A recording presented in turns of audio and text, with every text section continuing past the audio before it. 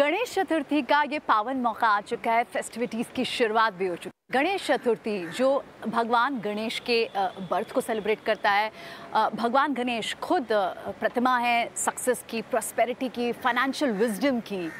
इस वक्त गणेश चतुर्थी की महत्वता इसलिए भी बढ़ जाती है क्योंकि अगर अब तक आप अपने फाइनेंशियल गोल्स को मीट नहीं कर पाए हैं तो ये एक बहुत ही ऑस्पिशियस समय माना जाता है। गणपति को विघ्नहर्ता कहा जाता है और आज मेरे साथ एक खास कॉन्वर्सेशन करने के लिए खुद विजय केडिया जी मौजूद है। मार्केट के वेटरन हैं, इन्हें किसी तरह के इंट्रोडक्शन की ज़रूरत नहीं है।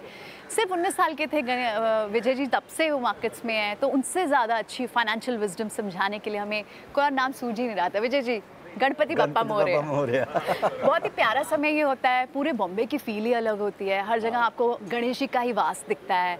लेकिन इस समय पर नई शुरुआत की जाती है, लोग नई बिगनिंग्स की बात करते हैं, घर खरीदते हैं, ऑस्पिशियस समय होता है, तो एक फाइनेंशियल जर्नी भी तो शुरू की जा सकती है। हम ये सोच रहे थे कि अगर हमारे व्यूअर्स जो थोड़ा बहुत अपनी जर्नी को, इन्वेस्टमेंट स्ट्रैटेजी को रिवैम्प करना चाहते हैं, उनके लिए एक फाइनेंशियल विजडम खास आपके साथ चर्चा में निकल कर आए। तो धन्यवाद, थैंक यू वेरी मच मेरे को यहाँ पर ये अपॉर्चुनिटी देने के लिए। और उसके पहले मैं एक बात खाली आपके व्यूअर्स के लिए बोलना चाहूँगा कि प्रार्थना इस तरह करना चाहिए कि जैसे सारी चीज़ें गणेश पर निर्भर है या भगवान पर निर्भर है, और काम इस तरह करना चाहिए जैसे कि मालूम पड़े सारी चीज़ें आपके खुद के ऊपर में निर्भर है। क्या बात। तो वो ईश्वर को के ऊपर रह के मैंने काम छोड़ नहीं देना चाहिए। तो फिर वो यानी कर्म पूरा करें लेकिन भगवान का आशीर्वाद जरूर चाहिए। हाँ, भगवान का आशीर्वाद रहे, भगवान को दिल में बसाकर, जैसे रामायण में भी ऐसे ही बोलते हैं ना कि हाँ भाई वो भगवान को अंदर में बसा के, हृदय में बसा के काम करते रहना चाहिए। तो एक तो ये है। बिल्कुल, गणेश जी के लिए तो कहा ही जाता है साक्षात रूप से विराजमान होकर मेरे इस काम को पूरा करें आप। तो गणेशा का मतलब क्या है आपके लिए? गणेश का मतलब जी ऐसा है जी, जैसे गणेश की स्पेलिंग आपको GNESH, तो मैंने उसका ये बनाया कि जैसे जी से ग्रोथ को, आप कोई भी कंपनी में अगर इन्वेस्ट करते हैं, अगर उस कंपनी में अगर अपना लक्ष्य तो यही है लाइफ के अंदर में पैसा कमाना, वेल्थ क्रिएट करना और सही तरीके से करना, राइट। तो वो अगर किसी कंपनी में हम इन्वेस्ट करते हैं, शेयर्स में इन्वेस्ट करते हैं, अगर उसमें ग्रोथ, अगर उस कंपनी में नहीं, तो मैं जो सबसे ज़्यादा इंपॉर्टेंट कोई चीज़ देखता हूँ किसी कंपनी में, वो देखता हूँ ग्रोथ। ये कंपनी ग्रोथ कैसे करेगी, तो वो जी सिग्निफिकेंट है उसके लिए। और दूसरा उसका लेटर आता है जैसे ए, तो ए फॉर एनालाइज। आपको एनालिसिस बहुत ज़रूरी है। कोई भी कंपनी के अंदर में आप उसमें ग्रोथ है या नहीं है, ये कंपनी पैसा देगी नहीं देगी, उसके लिए आपको एनालिसिस करना जरूरी है। करेक्ट। तो एनालिसिस का जो पावर है ये बहुत ज़्यादा इंपॉर्टेंट है। राइट। और तीसरा है नर्चर, कि समझिए आपने एनालिसिस भी कर लिया, ग्रोथ भी आपने देख लिया, समझ लिया कि ये ग्रोथ आगे आएगी, लेकिन ये आने वाली है, उसके लिए आपको नर्चर करना पड़ेगा, उसको, उस पौधे को नर्चरिंग करनी पड़ेगी आपको।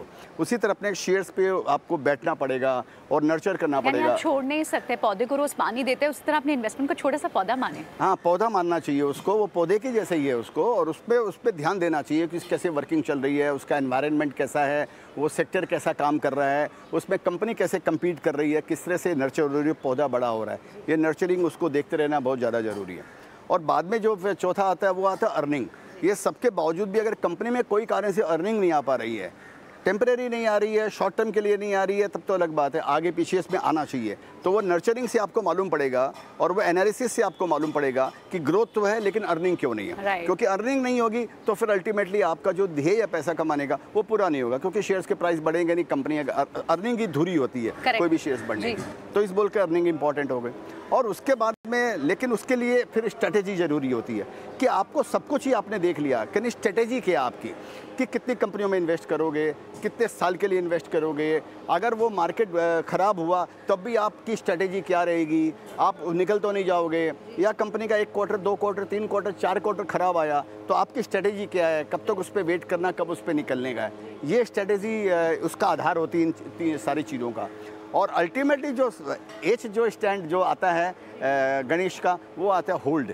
कि आपको खराबी में भी होल्ड करना है, आपको अच्छाई में भी होल्ड करना है, और छोटे प्रॉफिट में आपको निकलना नहीं है, और होल्डिंग पीरियड आपका लंबा आना चाहिए, एज लॉन्ग एज कंपनी की स्टोरी बरकरार है, एज लॉन्ग एज उसकी ग्रोथ बरकरार है। तो ये होल्ड जो है ये भी बड़ा इंपॉर्टेंट है। इनफैक्ट आपका अगर पोर्टफोलियो तो खैर पब्लिक डोमेन पे है भी विजय जी, और लोग जानते भी हैं कि कई सारे स्टॉक जो आपने कई सालों से होल्ड किए हैं और वो बड़े वेल्थ क्रिएटर आपके लिए ले रहे हैं, तो ये होल्ड बहुत बड़ा है।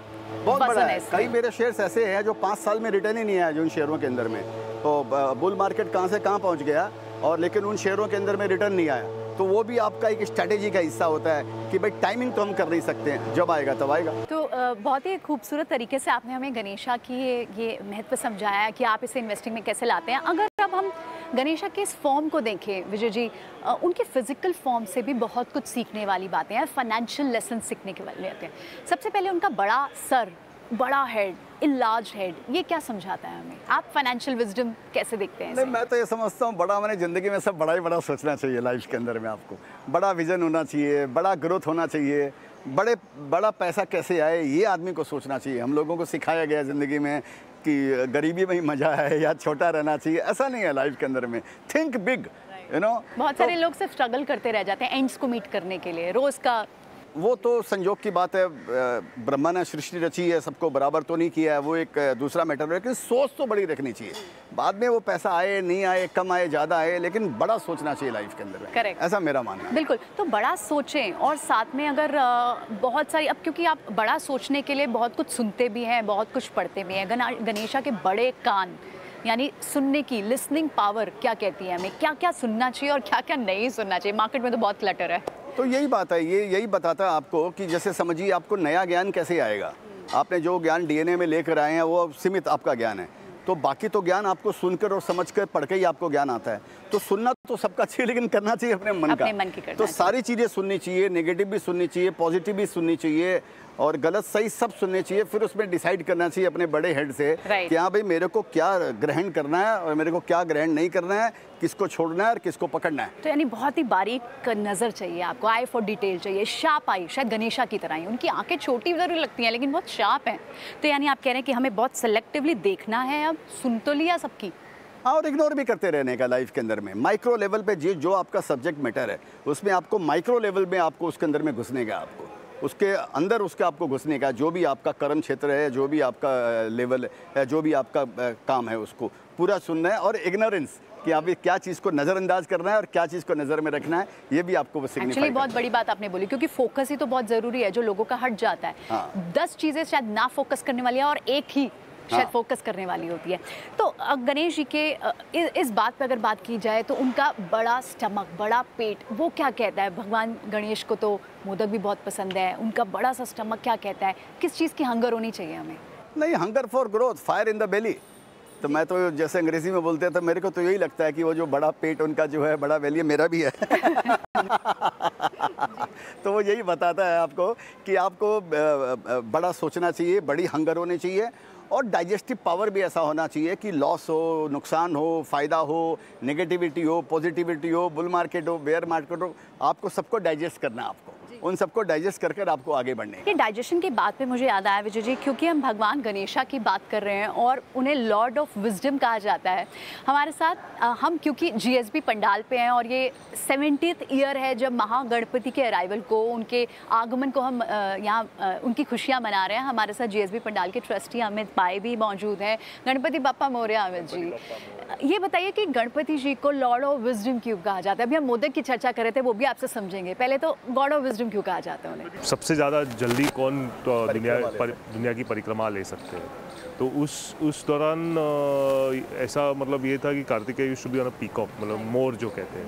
और गणपति बाप्पा का जो वाहन है वो मूषक है, जो काफ़ी अजाइल है, फास्ट जाता है, लेकिन लिमिटेशन है उनका, मतलब as not as fast as a peacock. तो उसमें वो किस तरीके से वो जीतेंगे ये सवाल था, लेकिन उन्होंने इमीडिएटली मूषक के ऊपर उनके माता पिता के 3 परिक्रमा करके कहा कि आप ही मेरे सर्वस्व हो, आप ही मेरी दुनिया हो। तो मैं इस कंपटीशन में जीत गया, इस प्रतियोगिता में जीत गया। इसीलिए उन्हें गॉड ऑफ विजडम कहा जाता है, क्योंकि हमारे माता पिता से ऊपर क्या है, सर्वश्रेष्ठ ही वही है। तो पूरा दुनिया ही फल दिया जाता है, उनको कहा जाता है fruit of wisdom. Fruit of wisdom की आपने बात की। अभी हम उनके बड़े स्टमक की, बड़े पेट की बात कर रहे थे कि भगवान गणेश को मोदक बहुत पसंद है। मोदक क्यों उन्हें इतने पसंद है?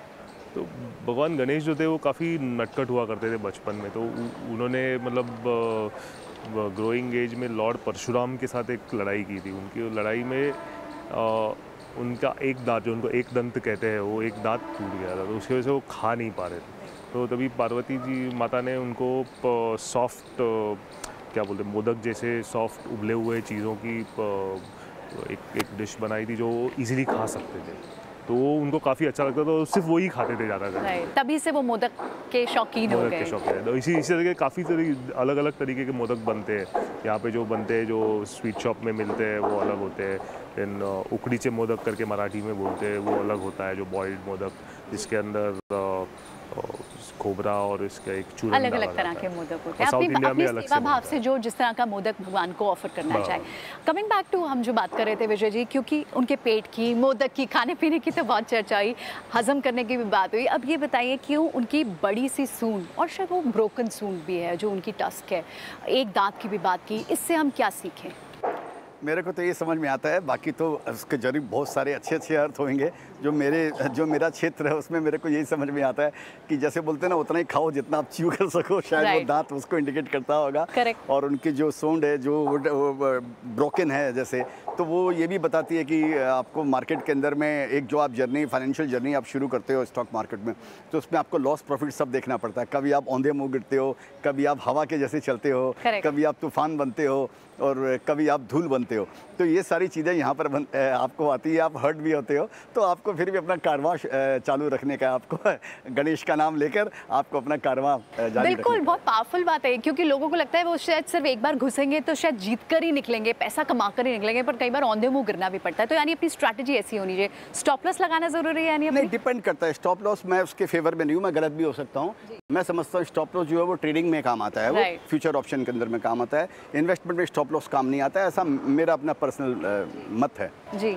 तो आप एक समय तक उसको देखना चाहेंगे और उसके बाद एनालिसिस करके स्टॉक को, अगर आपके हिसाब से वो नहीं चलता है तो आप उसे बाहर भी निकल जाएंगे? हाँ, निकल सकता हूँ, बाहर भी निकलता हूँ, लेकिन मेरे को टाइम लगता है। मैं भी इनका जो हाथी जो इनका है ना, मैंने एलिफेंट की जैसी वो सूंड है उनको, हाँ। तो मेरे में भी थोड़ा वो गुण है, मेरे को घूमने में टाइम लगती है मेरे को। मैं तुरंत घूमता नहीं हूँ, मेरे को थोड़ा समय लगता है जी। और ऐसा आपकी तो खैर होल्डिंग्स पब्लिक डोमेन में कब से हैं, और कई सारे स्टॉक्स हैं जो आपने कई समय से होल्ड किए हैं, और कई स्टॉक्स जो नहीं चले उन्हें अभी तक होल्ड करके रखा। हाँ, होल्ड करके कई सारे ऐसे शेयर चले नहीं। 4 साल के बुल मार्केट में 0 रिटर्न आया उनके अंदर में, लेकिन ठीक है, वो थोड़े बहुत शेयर उधर उधर बढ़ गए तो मन में शांति है कि चलो ठीक है, हम होंगे कामयाब एक दिन। चलिए, इसी बात से एक और बात याद आती है कि भगवान गणेशा खुद बड़े हैं लेकिन छोटे से मूषक की सवारी करते हैं, वो बैलेंस कैसे कर पाते हैं अपने आप को?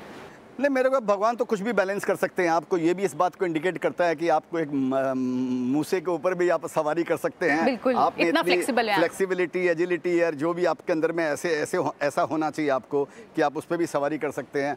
और मूसक भी जो है वो भी एक परसिस्टेंस का एक मेरे को इंडिकेटर लगता है। जो माउस जो है वो परसिस्टेंट, उसमें आप देखिए हर समय वो चहलकदमी करते रहता है, उसका रुकता नहीं, थकता नहीं, थकता नहीं है। तो उसके अंदर में उसका भी एक अपना गुण है, इकोसिस्टम उसका भी पृथ्वी के ऊपर में, और भगवान उसकी भी सवारी करते हैं। तो आपको भी अपने जीवन में इस तरह के गुण आपको अपनाने हैं। और दूसरा, छोटा बड़ा कुछ नहीं है लाइफ में। शायद ये भी इस बात का इंडिकेशन देता है कि एक चूहे को भी उन्होंने अपने पास में रखा है, ये भी एक बात का इंडिकेशन है कुछ लाइफ के अंदर में। बिल्कुल। तो इससे बड़ी जो विजडम है, ज़िंदगी का सार है, वो हम भगवान गणेश से सीखते हैं। फाइनेंशियल विजडम भी हमें गणेशा सिखाते हैं। बहुत बहुत शुक्रिया आप दोनों का आज समय देने के लिए, और ये इतनी इम्पोर्टेंट डिसीजन, इतनी इम्पोर्टेंट लेसन्स हमें हमारे व्यूअर्स के साथ साझा करने के लिए बहुत बहुत शुक्रिया आपका। बहुत बहुत शुक्रिया। गणपति बाप्पा मोरया। तो बिल्कुल, हमारे व्यूअर्स जो अब तक अगर अपने फाइनेंशियल गोल्स को अचीव नहीं कर पाए हैं, रिवैम्प करना चाहते हैं अपनी इन्वेस्टमेंट स्ट्रैटेजी को, इससे बेहतरीन मौका कुछ नहीं होता। बहुत बहुत शुक्रिया ये खास पेशकश देखने के लिए।